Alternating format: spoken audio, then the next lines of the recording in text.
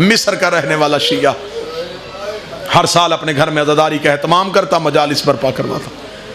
امیر تھا. ایک سال ایسا آیا اتنا مقروض ہو گیا، گھر کے برتن بھی بک گئے اور محرم کا چاند طلوع ہو گیا. محرم کے چاند کا طلوع ہونا تھا، یہ پریشان ہوا. اس کا چاند طلوع ہو گیا ہے اور میرے گھر میں کچھ بھی نہیں. یہ چھت پہ کھڑا ہو کے چاند کے ساتھ شکوے کر رہا تھا، رو کے کہہ رہا تھا محرم کا چاند میری زندگی میں طلوع نہ ہوتا تو میری زندگی میں طلوع ہوتا، میرے گھر میں حسین کے نوحے پڑے جاتے. اب یہ چاند سے شکوہ کر رہا تھا، یا کاندھے پہ بیوی کا ہاتھ آیا. دیکھا کیوں شکوہ کر رہا ہے؟ کہنے لگا محرم کا چاند طلوع ہو گیا اور میرے گھر میں عزاداری کے لیے کچھ بھی نہیں. بیوی دیکھ کے کہتی ہے مشکل وقت میں قیمتی چیز بیچ دیتے. یہ تڑپ کے کہتا میرے گھر میں تو قیمتی کچھ بھی نہیں. بیوی چلتی چلتی وہاں گئی جہاں دو بیٹے سو رہے تھے. بیٹوں کے سراہانے جا کے ماں کھڑی ہوئی. باپ رو کے کہتا میں سمجھا نہیں.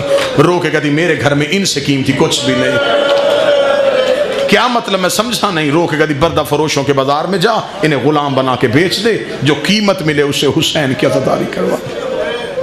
باپ تڑپ کے کہنے لگا بیٹے بیچ دوں؟ ماں قدموں پہ ہاتھ رکھ کے کہتی سچ بتا لیے کس سے تھے؟ کہنے لگا حسین ابن علی سے. کہنے لگا جس سے لیے تھے اسی کے نام پہ لٹا دے. بچوں کے ہاتھ پکڑے، بردہ فروشوں کے بازار چلا گیا. بڑی جلدی ختم کر رہا ہوں. غلاموں کے بازار میں جا کے صبح سے لے کے شام تک آوازیں دیتا رہا غلام لے لو، غلام لے لو، غلام لے لو. خریدار کوئی نہیں آیا تو جملہ بدل دیا محنت زیادہ کروا لو، اجرت تھوڑی دے دو. جب پھر بھی کوئی خریدار نہ آیا، تھکا ہوا مومن بچوں کو لے کے بیٹھ گیا. رو کے کہتا بی بی زہرا میرا مقدر، میری تو خواہش تھی کہ میں تیرے بیٹے کی عزاداری کرواؤں. ابھی یہ بات کر رہا تھا، یہاں گلی میں گھوڑے کے ٹاپوں کی آواز آئی. ایک گھوڑا سوار اس کے قریب آ کے رکا. اس نے سر اٹھا کے دیکھا، گھوڑے پہ ایک سوار ہے جس کے چہرے پہ نقاب ہے. گھوڑے سوار کی آواز آئی بیٹے بیچے گا؟ کہنے لگا بیچوں گا. قیمت کا نام آنا تھا. باپ تڑپ کے کہنے لگا کائنات بھی دیتا میں بال بھی توڑ کے نہ دیتا. مجبوری جو بن گئی اتنے دے دے 10 دن میرے گھر میں حسین کی عزاداری ہو سکے. گھوڑے سوار کی آواز آئی. وہ سامنے گھوڑے کے چوب میں دینار پڑے ہیں، وہ دینار اٹھا لے. دیناروں کا نام آنا تھا. اٹھ کے کہنے لگا میں قرض نہیں مانگ رہا، بیٹے بیچ رہا ہوں. اتنی بھی امیری کیا ہے تو مجھے دینار بھی اٹھا کے نہیں دے سکتا. گھوڑے سوار کی آواز آئی میری مجبوری ہے، میرے ہاتھ ہوتے میں تیرے بیٹے ہاتھوں سے اٹھاتا، میرے بازو ہوتے میں تیرے لال سینے سے لگاتا. میری مجبوری ہے، میرے ہاتھ کوئی نہیں. یہ پھر بھی نہ سمجھا. قیمت ہاتھ میں لی، گھر آ گیا. دروازے پہ ماں کھڑی تھی.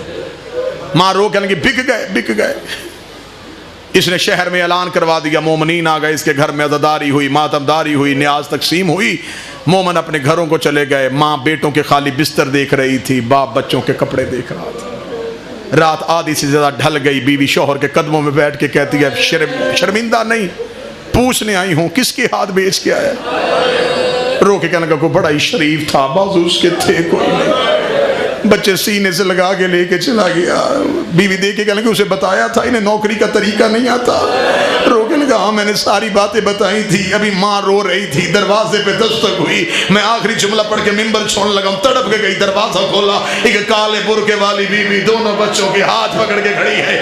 اس نے بیٹوں کو دیکھا، جلدی سے دروازہ بند کیا. رو کے دی بیوی ان سے کوئی غلطی ہو گئی، میں معافی مانگتی ہوں. بیوی نے نوکری کرنے کا طریقہ نہیں آتا. اس بیوی کی آواز آئی ہم بیٹے دیتے ہیں لیتے نہیں ہے. رو کے لگی تو جو گلیوں میں بیٹے دے رہی ہے تو کون ہے؟ رو کے گلی دروازہ کھول، میں حسین کی ماں ہوں. تو ساری رات میرے بیٹے کو روتی رہی ہے. میں ساری رات تیرے بچے ہاتھوں میں اٹھا کے کبھی کربلا کبھی نجف کبھی شام رو رو کے کہتی رہی زینب تیری جوڑی کا صدقہ